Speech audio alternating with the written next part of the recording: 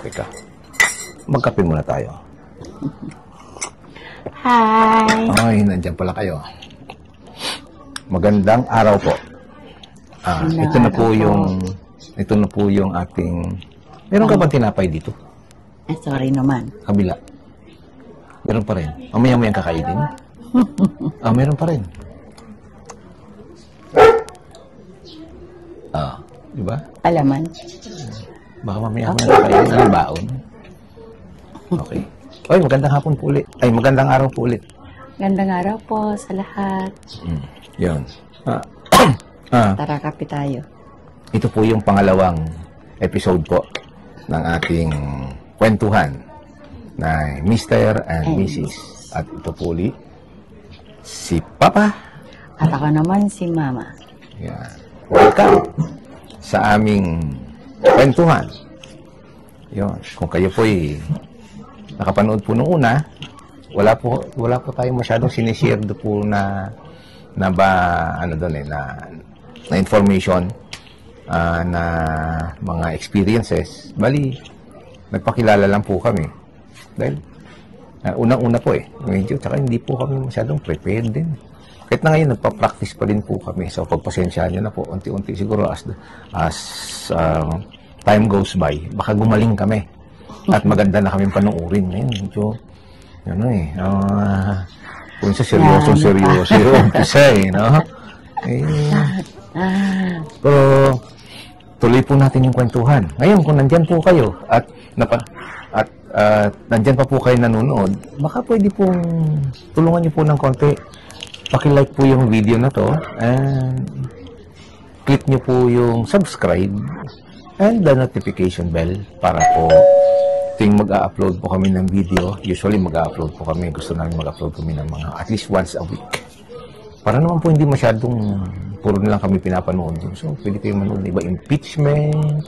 Ano ba? Mga palabas ngayon. Yung mga awayan ng mga ano. Anyway, may ano rin po tayo dyan. May vlog din po tayo dyan. Pero, tsaka na lang yun. Yun. So, dahil ito pa lang po yung unang na mag-uusap po tayo tungkol po sa mga relationship ng ganyan. Kung nga, gusto niyo mag-asawa, ang sarap naman ang music na yon ng kakanta ng ibon. Na narinig niyo ba yun? Yan, nandito kami sa labas kasi may mga ibon po na gumagala-gala, may mga ibon na kumakanta. Yung tawag po sa ibon na yan, darawidaw, doon sa amin, ano? Yun. Yan yung sa probinsya, sa Iloilo, may ibang muna tayo. Sa Iloilo, galing po kasi ako sa Guimaras. May ibon sa amin to, ang tawagin darawidaw. Ganyan-ganyan sa kumanta. Tapos ang dami niya ang alam na tunog, no? So, yan po yung background natin. Hindi po yan, hindi po yan...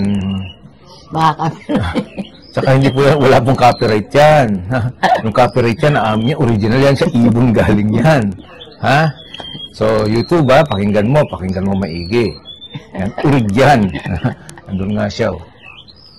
Yan. Sige, kumanta ka lang ng kumanta dyan. Gusto ko yan. Yun. So, balik tayo dito sa usapan natin. So, balik tayo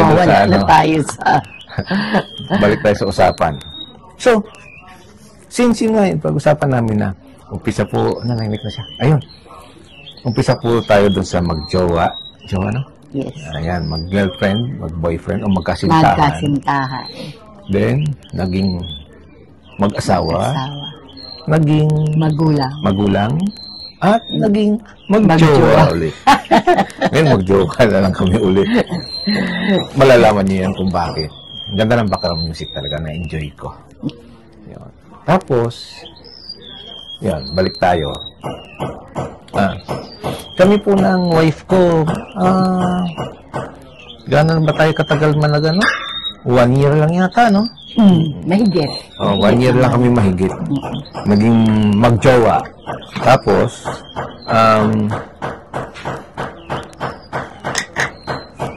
hindi mo na pigilan eh. Pasensya na kayo, may construction sa kabila. Ang ganda sana yung music ng pero may nagmamartilyo naman sa kabila. Mamaya may mag-grinder pa dyan. Pasensya na po. Pasensya nyo na po. Sikapin ko lang na maging malinaw tong sound namin na to. Actually, naka-noise cancelling naman kami. Kaya lang, hindi po namin alam kung gaano siya burahin ng noise cancelling. Pero sana yung ibon papasukin. Ganda ng sound no? Yun. Yun, balik tayo doon. So, 1 year lang po kami magjowa. Magkasintahan. Tapos, nangyari yung hindi dapat mangyari. O dapat mangyari. Hindi ko alam. Siguro, talagang God's will, di ba? Nabuntis yung jowa ko. Yes, nabuntis po ako. So, that time, financially, hindi kami ready. Emotionally, hindi ka ready. Kasi mga Alam mo yun, bata bata pa kami. At we were 24, 25, no? Nung time na yon. So, hindi kami ready na mag-asawa. Gusto namin magjowa pa lang. But, andun na eh. So, gulong-gulo kami. Ano gagawin natin? So, that time, nag-uusap kami. Sa Mandaluyong kami. Naka-taxi yata kami noon. Doon siya, along siya Boulevard. Mayroon dyan dating, kung malalaman ng mga taga-Mandaluyong, lalak may Mandaluyong nakakinig dyan. Mayroon dyan David Building dati. David Building. Kung from Kalentong ka, going to crossing, andun siya sa left side. David Building. Yun, kung may mga taga-Mandaluyong, sige nga, kung nakita nyo nga yung David Building na yun. Kung buhay po yun. I-comment nyo sa baba, David 1. Diba? At kung buhay pa yung David Building na to, David 1-2. Tingnan natin. Yung David Building na yun, meron siya naka-imprenta dun sa wall niya. Kasi yung wall niya, kitang-kita mo ng ganun yung isa niyang wall, side, kitang-kita mo dun sa kalsada. Tapos may naka-imprenta dun na, although hindi ako believer nun eh, ng mga image. Nakalagay doon na, nakadrawing doon na, alam mo yun, yung image ng Christ. Hindi ako sinabi ko kanina, hindi ako believer doon, yung image na yun. Pero siyempre, perceive yun ng mga ibang religion na image ng Christ yun. So, image ng Christ na may dala-dalang bata. Tapos nakasulat doon na caption, "This is a child, not a choice." Nung mabasa namin yon, problem solved na agad. So, bakit ka mag-worry? Wala ka naman pagpipilian. Di ba? Tama talaga yun. Wala ka pagpipilian. Bata yun eh. So, wala kang choice kundi panagutan yun. Hindi niya naman kasalanan yung ginawa nyo. Hindi niya naman kasalanan kung wala kayong pera.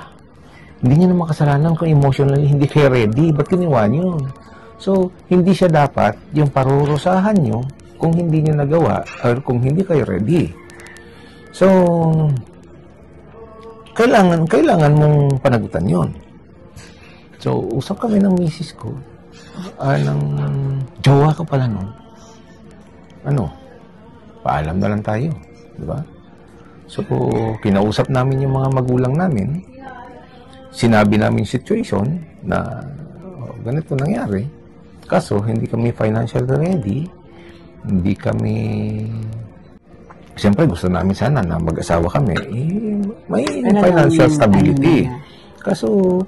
Wala nangyari na eh. So, nandun na kumbaga. Oo. So, harapin namin yung problema. Sabi naman ng mga magulang namin, sige, ano gagawin natin? Kasi, sabi nila, hindi rin kami ready. Binigla nyo nga kami. So, hindi na kami nagsisihan. Wala na. Binigyan na lang namin ng solusyon ng problema. Bagkus, inano na lang yung... Hinarap na lang namin yung problema. Then, alis kami ng kasal. So, 2 months ka lang yung planning nun, no? December, January, February, ganyan. Pakasal na kami. So, civil lang. Hindi kaya eh. Diba? Hindi pwede yung... Hindi handa.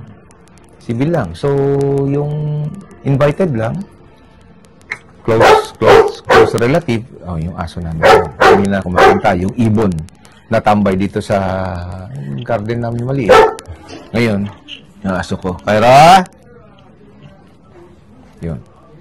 So,